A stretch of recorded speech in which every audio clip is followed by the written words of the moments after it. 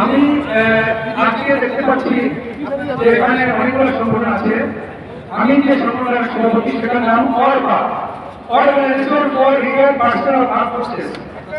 এই অর্পার পক্ষ থেকে আমি সবাইকে এখানে এসেছেন আমাদের সম্মানিত অফিসার, জেসিওস, এনসিওস এবং অন্যান্য সংগঠনের সবাইকে আমি এখানে আমার সালাম ও অভিনন্দন জানাচ্ছি।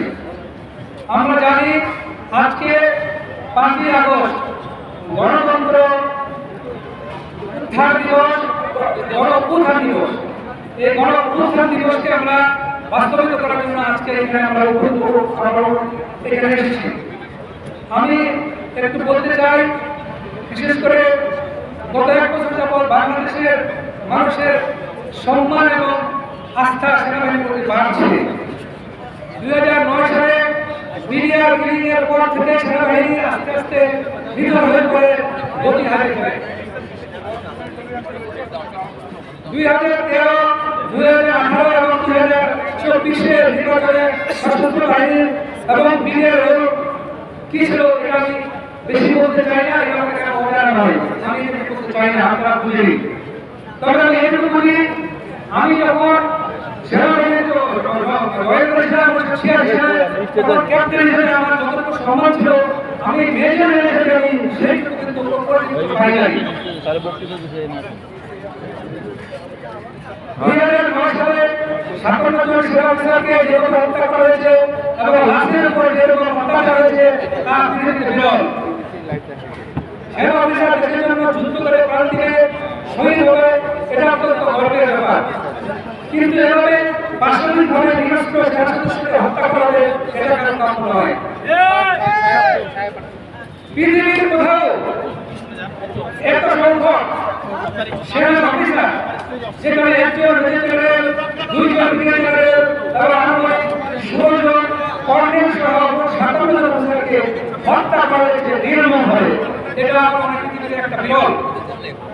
এই হত্যাকাণ্ডের দ্রুত বিচার করে আসল রহস্য উদ্ঘাটন করে এটা জনগণের সামনে তুলে ধরার জন্য এবং বিচার করার জন্য আমি সবার কাছে অনুরোধ জানাচ্ছি এবং এটা আমাদের প্রাণের দাবি। এটার কোনো বিকল্প আমরা মেনে নেব না। মেজর সিনহাকে যেভাবে হত্যা করা হয়েছিল, তারপর কারা প্রথম বাহিনী ছিল আপনারা জানেন, এটা অবসরপ্রাপ্ত সশস্ত্র বাহিনীর সদস্যরা। কিন্তু আলটিমেটলি তারপরে সরকার বাধ্য হয়েছে বিচার করতে এবং সঠিক তথ্য বেরিয়ে আসছে এবং এটা মেজর সিনহার হত্যাকাণ্ডের বিচার ফাঁসি কার্যকর হওয়া পর্যন্ত আমরা আন্দোলন আমাদের বক্তব্য রেখে যাব। দেশে প্রায় 5-6 লক্ষ না, আমাদের মনে হয় 12 থেকে 15 লক্ষ সদস্য আছে। আমাদেরকে দুর্বল হওয়ার কোনো সুযোগ নাই। আমি বারবার বলছি, আপনাদেরকে দুর্বল হতে আমরা অস্ত্র বানিয়েছি, আপনারা অস্ত্র বানিয়েছেন, কিন্তু ট্রেনিং বানান নাই। দেশের বর্তমান নাজুক পরিস্থিতিতে আমি সশস্ত্র বাহিনীর সকল অবসরপ্রাপ্ত এবং সক্ষম সদস্যদেরকে দেশ ও জাতি গঠনে কাজে লাগার জন্য আমি আহ্বান জানাচ্ছি। যে দেশের সশস্ত্র বাহিনী সবচেয়ে নিরাপদ দল নয়, সে সমস্ত দেশের গণতন্ত্র সবচেয়ে বেশি মজবুত এবং তাদের সম্মাননা সবচেয়ে বেশি হয়। সেই ধরনের সেনাবাহিনী সেই দেশের জন্য গর্ব। আমি আসলে বেশি বলতে চাই না, যেহেতু আমি আমরা চাইবো আমরা সকল ধর্মের মানুষ, আমরা যে বাংলাদেশকে ভালোবাসি, এক দেশকে ভালোবাসি, এক দেশের স্বাধীনতা ভালোবাসি এবং এক ভাবে কাজ করি।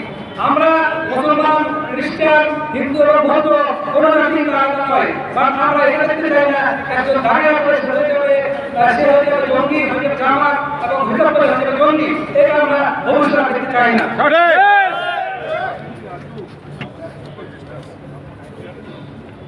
সশস্ত্র বাহিনীর নিরাপত্তা যতটুকু হয়েছে যথেষ্ট আর নয়। এখন সময় এসেছে সেনাবাহিনীকে পুনর্গঠন শক্তিশালী করা।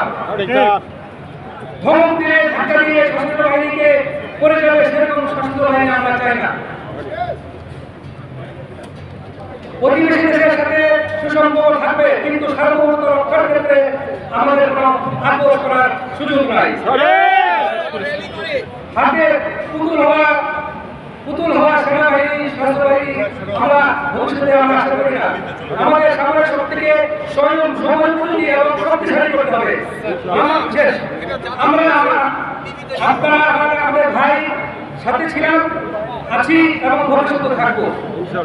অবসরপ্রাপ্ত সকল স্বাস্থ্য বাহিনীর সংগঠনকে আমি সশস্ত্র সালাম জানাচ্ছি।